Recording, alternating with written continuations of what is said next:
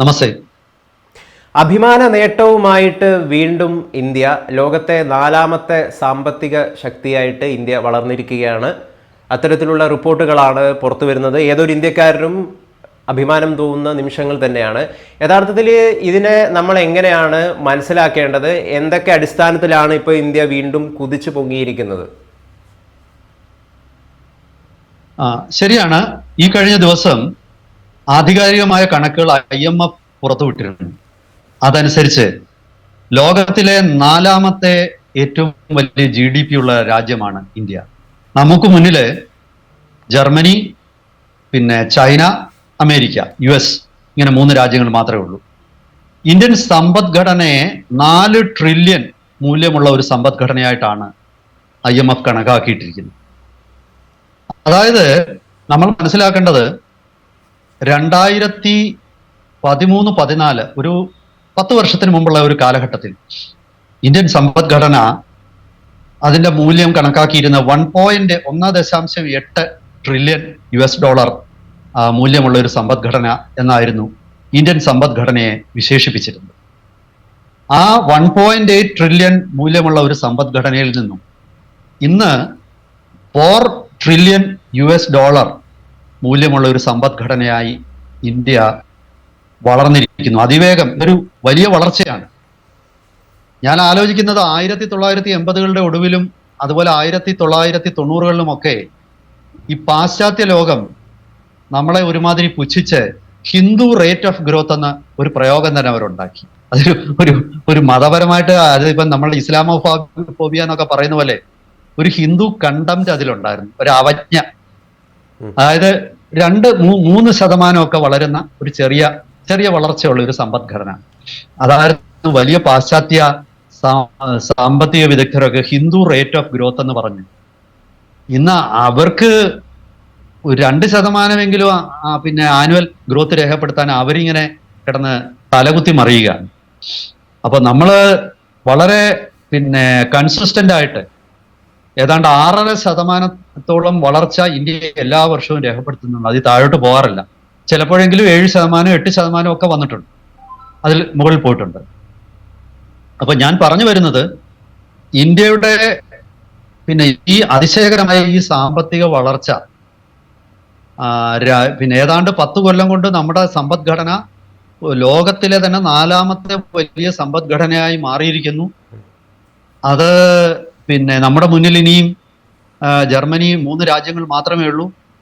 ഏതാണ്ട് ഒരു 2 വർഷത്തിനുള്ളിൽ ഇന്ത്യ ജർമ്മനിയുടെ സമ്പദ്ഘടനയെ മറികടക്കുമെന്നാണ് സാമ്പത്തിക വിദഗ്ധർ പറയുന്നത്. അതായത് ഇപ്പോഴുള്ള ജർമ്മനിയുടെ സമ്പദ്ഘടനയുടെ ശേഷി, അതായത് വലിപ്പം എന്ന് പറയുന്നത് 4.7 ട്രില്യൺ US$ ആയിട്ടാണ് കണക്കാക്കിയിരിക്കുന്നത്. നമ്മൾ 4+ ആണ്, 4 ട്രില്യൺ ആണ്. അപ്പോൾ ഇതാണ് ഇന്ന് നമ്മുടെ ഈ ലോകത്തിലെ ലോകരാഷ്ട്രങ്ങളുടെ ഇടയ്ക്ക് ഇന്ത്യൻ സമ്പദ്ഘടനയുടെ ഒരു സ്ഥാനം.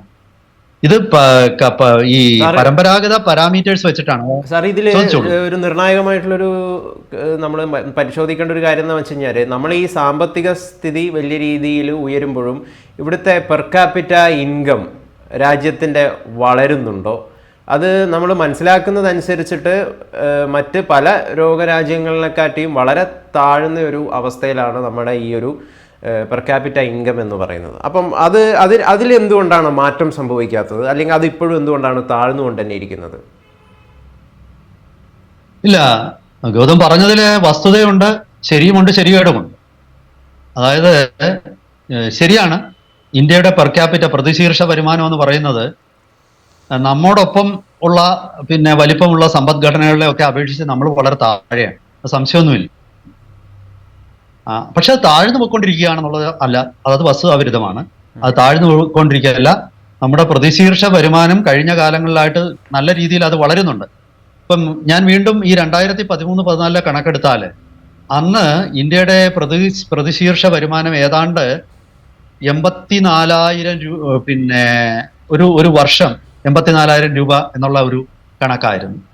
ഇന്നത് ഒരു വർഷം പ്രതിശീർഷ വരുമാനം അത് 1.73 ലാഖായിട്ട് കൂടിയിട്ടുണ്ട്.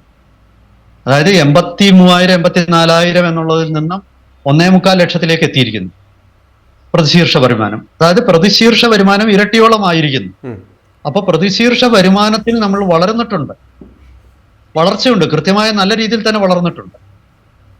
അത് പിന്നെ അവകാശവാദം എന്നൊന്നും നമ്മൾ കരുതണ്ട. കാരണം നമ്മുടെ ചുറ്റും നോക്കിയാൽ തന്നെ നമുക്കറിയാം. ഇപ്പം കേരളത്തിന്റെ സ്ഥിതി പറയുമ്പോൾ നമ്മൾ പറയും കേരളത്തിന്റെ ശരിയാണ്, പുറത്തു നിന്നുള്ള ഒരു പിന്നെ ഒരു റെമിറ്റൻസ് ഇക്കോണമി എന്നുള്ള നിലയിൽ പുറത്തു നിന്ന് നമുക്ക് വരുന്ന വരുമാനമാണ്, ആഭ്യന്തരോത്പാദനമല്ല എന്ന് നമുക്ക് പറയാം. അത് ഒരു പരിധി വരെ ശരിയാണ്.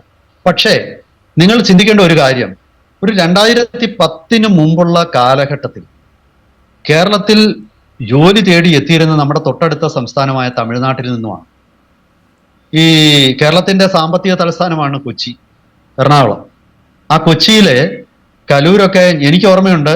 ഞാൻ 2001 കാലഘട്ടത്തിൽ അവിടെ ഇന്ത്യൻ എക്സ്പ്രസിൽ ജോലി ചെയ്തിരുന്ന കാലത്ത് കലൂർ ബസ് സ്റ്റാൻഡിൽ വന്നു കഴിഞ്ഞാൽ രാവിലെ ഒരു 10,000 അല്ല, ഒരു 2000-ത്തിലധികം ആൾക്കാർ എല്ലാ ദിവസവും തമിഴന്മാര് അവിടെ ജോലി തേടി വന്നു നിൽക്കും. അവരെ ഒരുപാട് ആൾക്കാർ വന്നിട്ട് പിന്നെ അവരെ ജോലിക്ക് വിളിച്ചുകൊണ്ട് പോകുന്ന ഒരു കാലഘട്ടം ഉണ്ടായിരുന്നു. ഇന്ന് അങ്ങനെ നിൽക്കാൻ തമിഴന്മാരുണ്ടോ? ഇല്ല. തൊട്ടടുത്ത സംസ്ഥാനമായ തമിഴ്നാട്ടിലെ വേതനം വളരെയധികം വർദ്ധിച്ചിരിക്കുന്നു. ഇപ്പോ ഞാനൊരു ഉദാഹരണം പറഞ്ഞാൽ, തിരുവനന്തപുരത്ത് ശരാശരി ഒരു ദിവസക്കൂലി കിട്ടുന്ന ഒരു തൊഴിലാളിക്ക് ഒരു ദിവസം ശരാശരി 1000 രൂപയെങ്കിലും കിട്ടും. അതായത് കായികാധ്വാനം ആവശ്യമുള്ള 1000 രൂപ എന്ന് ഞാൻ പറഞ്ഞ അല്പം താഴ്ത്തിയാണ്, 1000 കിട്ടും. പക്ഷേ തമിഴ്നാട്ടിൽ തൊട്ടടുത്ത ജില്ലയായ കന്യാകുമാരിയിലോ തിരുനെൽവേലിയിലോ ചെന്നാൽ അത് 800 രൂപയോളം കിട്ടുന്നു. അപ്പൊ തന്നെ അതുകൊണ്ട് തന്നെ തിരുനെൽവേലിയിൽ നിന്നും കന്യാകുമാരിയിൽ നിന്നും തിരുവനന്തപുരത്ത് ജോലി തേടി എത്തുന്നവരുടെ എണ്ണം ഇന്ന് വളരെ കുറവാണ്. ഇതാണ് ഒരു വസ്തുത. നമ്മൾ എത്ര കന്നഡക്കാരാണ് കേരളത്തിൽ ജോലി തേടി വരുന്നത് കണ്ടിട്ടുണ്ടോ? ഗൗതം എറണാകുളത്ത് ജോലി ചെയ്യുന്നത് ഏതെങ്കിലും കന്നഡക്കാര് കൊച്ചിയിൽ കാണാറില്ല. പക്ഷെ മലയാളികൾ ജോലി തേടി ബാംഗ്ലൂർ പോവും. അതുപോലെ തന്നെ ഇന്ന് കേരളത്തിൽ ജോലി തേടി വരുന്നത് ഇന്ത്യയുടെ ഏറ്റവും പിന്നെ സാമ്പത്തികമായി ദുർബലമായ സംസ്ഥാനങ്ങളായ പശ്ചിമ ബംഗാള്, ജാർഖണ്ഡ്, അതുപോലെ തന്നെ പിന്നെ കുറച്ച് ആസാമിൽ നിന്ന് വരുന്നവര്, പിന്നെ അതുപോലെ എത്തുന്നത് ഒഡീഷ. ഇങ്ങനെ ഒരു 3-4 സംസ്ഥാനം.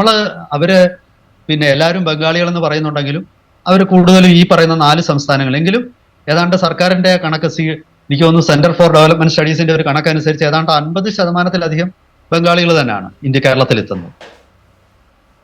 പക്ഷേ ഞാൻ പറഞ്ഞു വരുന്നത്, ഈ പല സംസ്ഥാനങ്ങളിലും ഇന്ത്യയിലെ പിന്നെ കൂലി വർദ്ധിച്ചിട്ടുണ്ട്.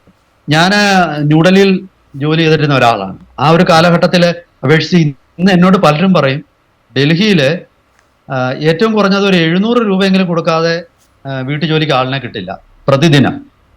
ആ ലെവലിലേക്ക് കൂലി അവിടെയും വർദ്ധിച്ചിട്ടുണ്ട്. അവിടെ കൂടുതലും ഈ ബംഗാളികളും മൈഗ്രന്റ് ബംഗ്ലാദേശികളും ഒക്കെ വരുന്ന ഒരു സമൂഹം. അവിടെ പോലും നിങ്ങൾക്ക് 600 രൂപ അല്ല 700 രൂപയോളം അടുപ്പിച്ച് കൊടുക്കാതെ ഇന്ന് ദിവസക്കൂലിക്ക് ആളിനെ കിട്ടില്ല. അതായത് ദിവസക്കൂലിയുടെ ശമ്പളം പോലും വർദ്ധിച്ചിരിക്കുന്നു. പക്ഷെ അതേസമയം തന്നെ വൈറ്റ് കോളർ ജോലിക്ക് അത് പ്രതിഫലിക്കുന്നില്ല എന്നുള്ളതും ഒരു സത്യമാണ്. അതായത് പലപ്പോഴും നമ്മുടെ നാട്ടിൽ തന്നെ, കേരളത്തിൽ തന്നെ നമ്മൾ എടുത്തു നോക്കിയാൽ പല മേഖലകളിലും പ്രവർത്തിക്കുന്നവര് മാസം ഒരു 20,000 രൂപയിൽ താഴെ വരുമാനമുള്ള നിരവധി പേരുണ്ട്. അപ്പം ഇതെന്ന് പറയുന്നത് അണ്ടർ എംപ്ലോയ്മെന്റ് ആണ്. ഈ അണ്ടർ എംപ്ലോയ്മെന്റ് ഒരു സത്യമാണ്. ഈ അണ്ടർ എംപ്ലോയ്മെന്റ് മാറിയേ പറ്റൂ. ഇവിടെ പിന്നെ നമ്മൾ തൊഴിലിടങ്ങളിൽ നിങ്ങളുടെ പഠിപ്പിനും നിങ്ങളുടെ യോഗ്യതയ്ക്കും അനുസരിച്ചുള്ള തൊഴിൽ കൊടുക്കുന്ന രീതിയിലേക്ക് വളർച്ച പ്രതിഫലിക്കണം. നമ്മുടെ ഈ GDP ഗ്രോത്ത് എന്ന് പറയുന്നത് നമ്മുടെ പെർ ക്യാപിറ്റ ഇൻകമിലും റിഫ്ലക്ട് ചെയ്യണം, ഒരു സംശയവുമില്ല. പക്ഷെ നമ്മൾ പെതുക്കെ ആണെങ്കിലും നമ്മൾ വളരുന്നുണ്ട്. ഒരു പക്ഷേ എന്തുകൊണ്ടാണ് നമ്മുടെ ഈ GDP ഗ്രോത്ത് നമ്മുടെ പിന്നെ പെർ ക്യാപിറ്റ ഇൻകത്തിൽ പ്രതിഫലിക്കാതിരിക്കുന്നതെന്ന് പറഞ്ഞാൽ നമ്മൾ ചിന്തിക്കേണ്ടത് ഈ പറയുന്ന നോർഡിക് രാജ്യം അല്ലെങ്കിൽ സ്വീഡൻ, യൂറോപ്യൻ രാജ്യങ്ങളെയോ അല്ലെങ്കിൽ ജപ്പാനെയോ ഒക്കെ അപേക്ഷിച്ച് നമ്മുടെ ജനസംഖ്യ വലിയ പിന്നെ ഒരു ജനസംഖ്യയാണ്. ചൈന ശരിയാണ്, നമ്മളുമായിട്ട് മാച്ച് ചെയ്യുന്ന ജനസംഖ്യയുണ്ട്. പക്ഷെ എന്നാലും നമ്മൾ ചൈനയെക്കാളും വലിയ ജനസംഖ്യയുള്ള ഒരു രാജ്യമാണ് ഇന്ന്. 145 കോടിയിലധികം ജനങ്ങളുണ്ട്. അത് കാരണം ഈ വളർച്ച താഴെത്തട്ടിലേക്ക് റിഫ്ലക്റ്റ് ചെയ്യുന്നത് ശരിയായ രീതിയിലല്ല. സർക്കാർ തീർച്ചയായിട്ടും ഈ ഒരു ഡിസ്പാരിറ്റി, ഈ ഒരു അന്തരം, വരുമാനത്തിലെ അന്തരം തിരിച്ചറിയുകയും ആ അന്തരം വിടവ് നികത്താനുള്ള ഈ മിനിമം ശ്രമങ്ങൾ ഇൻകം നടക്കുകയും ചെയ്യും. പുതിയ രീതിയിലുള്ള പരിഷ്കരണത്തിന് വിധേയമാക്കണം എന്നല്ലേ സാർ പറഞ്ഞു വരുന്നത്? അല്ല, ഞാൻ പറയുന്നത് പിന്നെ എന്തുകൊണ്ടാണ് നമ്മുടെ തൊഴിൽ മേഖലയിൽ കുറഞ്ഞ ശമ്പളത്തിലും ജോലി ചെയ്യാൻ ഇപ്പോഴും ആൾക്കാർ നിർബന്ധിതരാകുന്നത്? അവസരങ്ങളുടെ കുറവാണ്. അത്തരം അവസരങ്ങൾ കൂടുതൽ നമുക്കുണ്ടാവണം. പലയിടത്തും കൃത്യമായ തൊഴിലില്ലായ്മ രാജ്യത്തുണ്ട്. തൊഴിൽ നൽകാൻ വേണ്ടിയിട്ട് ശക്തമായ രീതിയിൽ രാജ്യത്തെ എല്ലാ യുവാക്കളാണല്ലോ നമ്മളെ വലിയൊരു സമ്പത്ത് എന്ന് പറയുന്നത്. അവരെല്ലാവരും ഈ നാട്ടിൽ തന്നെ അവരുടേതായ രീതിയിൽ അവരുടെ കഴിവിനനുസരിച്ചിട്ടുള്ള ജോലി അവർക്ക് ലഭിക്കുന്നുണ്ട് എന്നതിന് കൃത്യമായ ഒരു സംവിധാനം ഏർപ്പാട് വേണം എന്നല്ലേ? തീർച്ചയായിട്ടും അത് വേണമെന്ന് മാത്രമല്ല, അത് ഇപ്പം ഒരു കാര്യം കൂടെ പറഞ്ഞ് നമുക്ക് അവസാനിപ്പിക്കാൻ എനിക്ക് തോന്നുന്നു സമയമായിട്ടുണ്ടാവും. നമ്മുടെ നാട്ടിലെ ഈ വളർച്ച പല മേഖലയിൽ, സാമ്പത്തിക മേഖലയിലെ ഉദാരവൽക്കരണത്തിന്റെ ഫലമായിട്ടാണ് ഈ വളർച്ച ഉണ്ടായത്. 1990-കൾക്ക് ശേഷമാണ് നമ്മുടെ നാട്ടിൽ സാമ്പത്തിക വളർച്ച. അതിനു മുമ്പ് ഞാൻ പറഞ്ഞ ഹിന്ദു റേറ്റ് ഓഫ് ഗ്രോത്ത് എന്ന പാശ്ചാത്യര നമ്മളെ കളിയാക്കുന്ന ഒരു ഗ്രോത്ത് റേറ്റ് ആയിരുന്നു നമ്മുടേത്. പക്ഷെ ഇന്നും നമ്മുടെ ഈ ചുവപ്പ് നാടകൾ നിക്ഷേപകനെ പലയിടത്തും അവർക്ക് ബുദ്ധിമുട്ടുണ്ടാക്കുന്ന ആ ഉദ്യോഗസ്ഥ തലത്തിലുള്ള ചുവപ്പ് നാടകളാകട്ടെ, നിയമത്തിന്റെ ചുവപ്പ് നാടകളാകട്ടെ, ഇതൊക്കെ തന്നെ ഇന്നുമുണ്ട്. ഈ ചുവപ്പ് നാടകൾ മാറ്റുക, അഴിമതി ഇല്ലാതാക്കുക, അതുപോലെ തന്നെ കൃത്യമായി തൊഴിലിടങ്ങളിൽ നിയമം നടപ്പാക്കുക. ഇത് രണ്ട് രീതിയിലുണ്ട്. അതായത് മുതലാളിക്ക് നല്ല രീതിയിൽ ബിസിനസ് നടത്താനുള്ള ഒരു സാഹചര്യം ഉണ്ടാക്കി, അതേസമയം മുതലാളി തൊഴിലാളിക്ക് കൃത്യമായ ശമ്പളവും മറ്റ് ആനുകൂല്യങ്ങളും നൽകുന്നുണ്ടെന്ന് ഉറപ്പുവരുത്താനുള്ള റെഗുലേറ്ററി ബോഡീസും കൃത്യമായിട്ട് പ്രവർത്തിക്കുകയും ചെയ്യുക. സർക്കാർ ഈ രണ്ട് മേഖലകളിലും ശ്രദ്ധിക്കേണ്ടതുണ്ട്. അങ്ങനെ ശ്രദ്ധിച്ചാൽ ആവശ്യമില്ലാത്ത നിയന്ത്രണങ്ങൾ പിന്നെ നിക്ഷേപകരുടെ തലയിൽ നിന്നും എടുത്തു മാറ്റുക, ഉദ്യോഗസ്ഥ തലത്തിലുള്ള അഴിമതി, രാഷ്ട്രീയ തലത്തിലുള്ള അഴിമതി അവസാനിപ്പിക്കുക, അതുപോലെ തന്നെ പിന്നെ നിയമം ലംഘിക്കുന്ന തൊഴിലിടങ്ങളിൽ തൊഴിലാളികളെ പീഡിപ്പിക്കുന്ന മുതലാളിമാർക്കും കർശനമായ നിയന്ത്രണം കൊണ്ടുവരികയും അവരുടെ പിന്നെ പ്രവൃത്തികളെ നിയന്ത്രിക്കാനുള്ള റെഗുലേറ്ററി സംവിധാനങ്ങൾ ശക്തമാക്കുകയും ചെയ്യുന്നു. ഇത് രണ്ടും കൂടെ ചെയ്താൽ ഇന്ത്യ ലോകത്തിലെ 1-ാം നമ്പർ ശക്തിയായിട്ട് മാറും എന്നുള്ളതിൽ സംശയമില്ല. ഞാൻ ഒരു വസ്തുത കൂടി പറഞ്ഞു നിർത്താൻ ആഗ്രഹിക്കുകയാണ്. അതായത് ചിലരെങ്കിലും സംശയിക്കുന്നുണ്ടാകും യഥാർത്ഥത്തിൽ ഇന്ത്യ $4 ട്രില്യൺ വലിപ്പമുള്ള ഒരു സമ്പദ്ഘടനയാണോ? എൻ്റെ അഭിപ്രായം യഥാർത്ഥത്തിൽ ഇന്ത്യ 4 അല്ല, ഇന്ത്യ ഒരു 8 ട്രില്യണെങ്കിലും മൂല്യമുള്ള സമ്പദ്ഘടനയാണെന്നാണ്. കാരണം ഇന്ത്യയുടെ സമ്പദ്ഘടന ഇന്നും സർക്കാരിന്റെ നിയന്ത്രണത്തിലല്ല. പല കാര്യങ്ങളും പലരും ഇന്നും ടാക്സ് ഉൾപ്പെടെയുള്ള എല്ലാം വെട്ടിച്ച് തന്നെ നടത്തുന്ന ആൾക്കാരുണ്ട്. ശരിയായിട്ടുള്ള ഇൻകം ഇവിടെ വ്യക്തമാക്കുന്നത് സ്വകാര്യ മേഖലയിലെ സർക്കാർ ജീവനക്കാരും മാത്രമാണ്. അതായത് ശമ്പളം വാങ്ങിക്കുന്നവരുടെ വരുമാനം മാത്രമേ കൃത്യമായിട്ട് സർക്കാരിന് അറിയാവൂ. നമ്മുടെ ഇപ്പോഴുള്ള സമ്പദ്ഘടനയുടെ ഇരട്ടിയെങ്കിലും വരും നമ്മുടെ യഥാർത്ഥ സമ്പദ്ഘടന. അതുകൊണ്ട് ഇന്ത്യൻ സമ്പദ്ഘടന ഒട്ടും പിറകിലല്ല.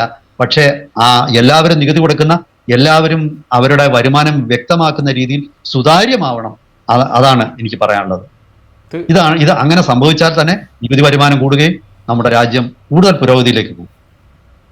തീർച്ചയായിട്ടും രാജ്യം വലിയ രീതിയിലുള്ള സമ്പത്തിലേക്കും ശ്രേയസിലേക്കൊക്കെ പോകട്ടെ. ഇത്തരം വാർത്തകൾ, 4 ട്രില്യൺ എക്കണോമിയായിട്ട് ഇന്ത്യ വികസിച്ചിരിക്കുന്നു എന്ന് പറയുന്നത് ഓരോ ഇന്ത്യക്കാരനും തീർച്ചയായിട്ടും സന്തോഷം നൽകുന്ന ഒരു വാർത്തയാണ്.